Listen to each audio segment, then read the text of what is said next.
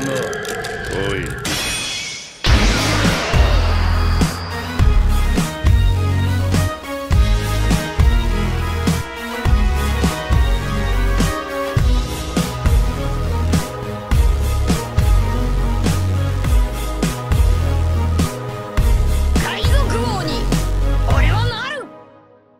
Hey, bonjour à tous, ici le Sonic Ryu Sensei, j'espère que vous allez bien. Aujourd'hui on se retrouve pour une toute nouvelle vidéo révélation officielle. Comme d'habitude, je ne vais pas juste vous dire quelles sont ces révélations, parce que je vais aussi et surtout les analyser. Le but, c'est de comprendre pourquoi est-ce que ces révélations sont importantes, à quoi est-ce qu'elles sont liées, qu'est-ce que l'on peut en tirer par rapport à la suite de One Piece, tout ça.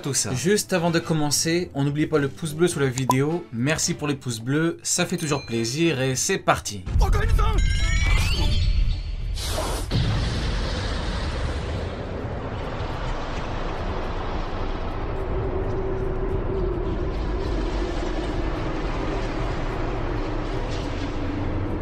Nous avons la confirmation officielle que Barbe Blanche était malade sur Marineford. Certains me diront oui et alors, donc je vais vous dire pourquoi est-ce que c'est très important. En fait, pendant très longtemps, il y a eu tout un mystère autour de l'affaiblissement de Barbe Blanche. Est-ce que c'était une maladie, la vieillesse, à quel point était-il malade, tout ça.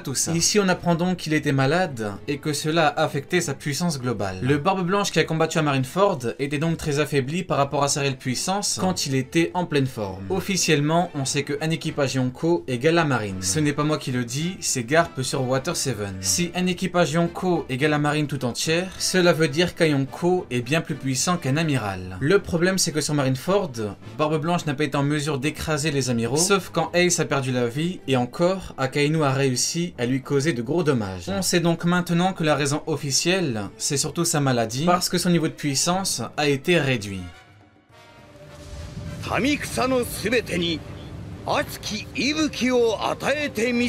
Quand Shanks est en colère, absolument personne ne peut l'arrêter. Ici on pourrait croire que l'info est inutile, mais pas du tout. En fait, le sous-entendu est très clair. Si tu énerves Shanks, qui que tu sois, tu perdras le combat. En traduction, ça donne Shanks est actuellement l'homme le plus puissant au monde.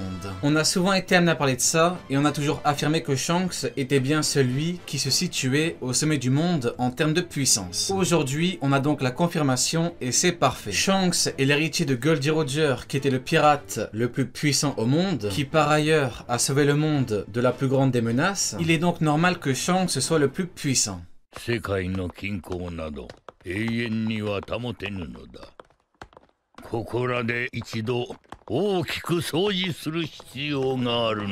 Le Gorosei est sous les ordres des Tenryubito. Cette info est assez importante parce qu'elle nous prouve encore une fois qu'il faut que Dragon révolutionne le monde une bonne fois pour toutes. On connaît les agissements des dragons célestes, on connaît leur morale et on sait ce qu'ils pensent des habitants du monde. En nous disant que le Gorosei est sous leurs ordres, on nous dit que les dragons célestes contrôlent le monde.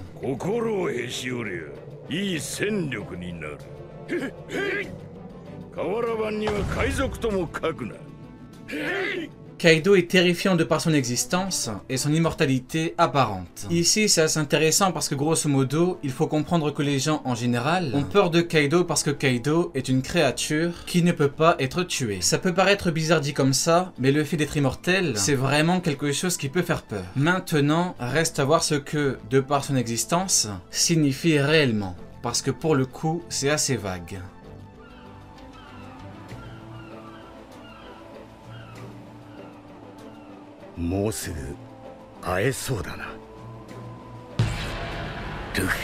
Quand Shanks a rencontré Ace, il lui a mis un coup de Haki des Rois, mais ça n'a pas fonctionné. Encore une fois, info très intéressante parce que celle-ci peut vouloir dire plusieurs choses. Déjà, je pense que ça veut dire que dès que Shanks se retrouve devant une personne inconnue et que cette personne peut représenter une menace, Shanks utilise son Haki des Rois. Ça nous ramène à ce qu'on dit souvent, c'est-à-dire que Shanks tire surtout sa puissance via son Haki des Rois. Quand un épéiste se retrouve devant une personne qui peut être ennemie, il utilise son sabre. Shanks, lui, eh bien, il utilise son Haki haki des rois. La réalité, c'est que la maîtrise de l'épée de Shanks ne représente plus sa principale force, parce que maintenant, il a obtenu et maîtrise une bien meilleure puissance. Une puissance qui lui permet d'ailleurs d'être un Yonko et d'être le pirate le plus puissant au monde. Ensuite, à cette époque, Ace était connu dans le monde, et pourtant Shanks a tenté de lui mettre un coup de haki des rois. Ici, ça peut vouloir dire deux choses. Soit le coup de haki des rois de Shanks était censé pouvoir le mettre KO, ce qui voudrait dire que le haki des rois de Shanks peut mettre KO de surpuissants pirates, soit le coup de haki des rois de Shanks était juste censé estimer la puissance de Ace. Et d'ailleurs, peut-être que le haki des rois permet de faire d'une pierre deux coups. Mettre KO si c'est possible, et estimer la puissance adverse,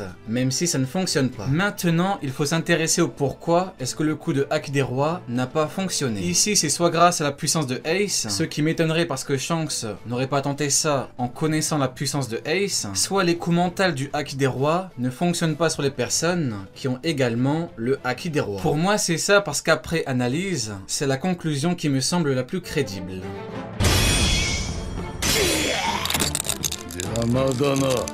Oi.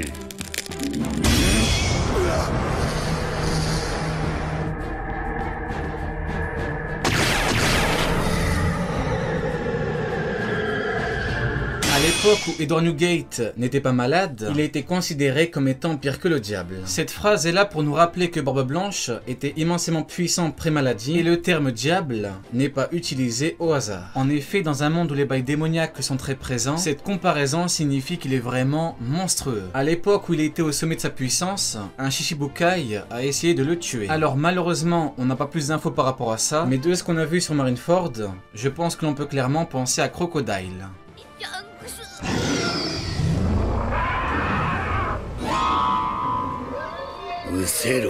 Shanks a eu sa cicatrice à l'œil par Marshall Leach avant son départ sur East Blue. Cette révélation est très importante parce qu'elle nous éclaire enfin sur les conditions du coup de Teach. Si on se rappelle bien, Shanks a dit à Barbe Blanche qu'il n'avait pas baissé sa garde quand Teach l'avait blessé. Le truc c'est qu'à l'époque, on ne savait pas quand est-ce que Teach l'avait blessé. Maintenant on le sait et à cette époque, Shanks venait tout juste de se lancer. Ce qu'il faut savoir c'est qu'à cette époque, eh bien Shanks était très loin d'avoir sa puissance actuelle. À cette époque, Shanks était très jeune et il ne se disputait même pas encore le titre de meilleur épéiste au monde avec Mihawk. Grosso modo, quand Barbe Noire a blessé Shanks, Shanks n'était pas hyper puissant. Ce qui nous amène à une certaine question. Pourquoi est-ce que Shanks a dit à Barbe Blanche qu'il n'avait pas baissé sa garde? Eh bien moi j'ai la réponse. De par ces mots, Eiichiro Oda nous dit que Barbe Noire a un gigantesque potentiel évolutif, tout comme Shanks. Nous sommes alors en 2006 et c'est 6 années plus tard, soit en 2012, que nous apprendrons que Barbe Noire est devenu Yonko, tout comme Shanks. Eiichiro Oda a tout prévu et Shanks nous a prévenu. Shanks a dit que le haki de Ace était comme le feu et que l'environnement de l'île a changé à cause de ça. Si vous regardez mes vidéos, vous savez que j'ai toujours défendu ma théorie qui dit que le haki permet de contrôler les éléments. Je pense que là, je n'ai pas besoin d'argumenter.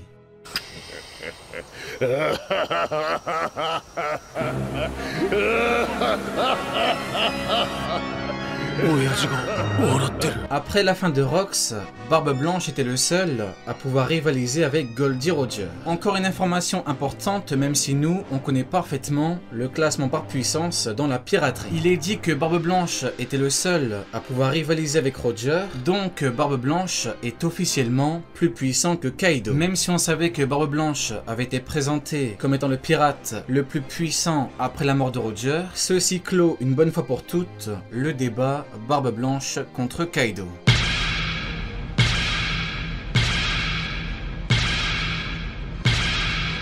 Les Yonko et les Shichibukai représentent l'élite de la piraterie mondiale. Cette révélation est donnée pour nous dire qu'il ne faut pas sous-estimer les Shichibukai et que ce sont des pirates très puissants et très dangereux. Il est vrai qu'individuellement, ils sont parfois assez sous-estimés, alors que ce sont de grands capitaines pirates et que certains ont de grands équipages sous leurs ordres. 1週間後 俺の財宝か？欲しけりゃくれてやる。探せ！この世の全てをそこに置いてきた。Avant l'exécution du roi des pirates, les 3 hommes qui régnaient sur les mers furent Goldie Roger, Edward Newgate et Kinji no Shiki. Avec cette révélation, on peut comprendre 2 choses qui sont importantes par rapport à l'histoire du monde. Déjà, il est bien dit que c'était Edward Newgate et non pas Kaido ou encore Big Mom qui régnaient en même temps que Roger. Ça veut encore dire qu'il était plus puissant que Kaido, mais en plus de ça, ça veut dire qu'il était plus puissant que Big Mom. Et ensuite, la seconde chose, c'est que Shiki était plus puissant que Kaido et Big Mom. Shiki est tellement puissant que ni Kaido ni Big Mom ont réussi à lui prendre sa place au niveau du contrôle des mers du monde de One Piece. Shiki est un pirate très sous-estimé malgré le fait qu'il soit immensément puissant, et ici on remet clairement le point sur le i de Shiki en nous donnant sa position dans la piraterie. Notons d'ailleurs que Garp a eu besoin de Sengoku en plus de sa propre personne pour venir à bout de Shiki.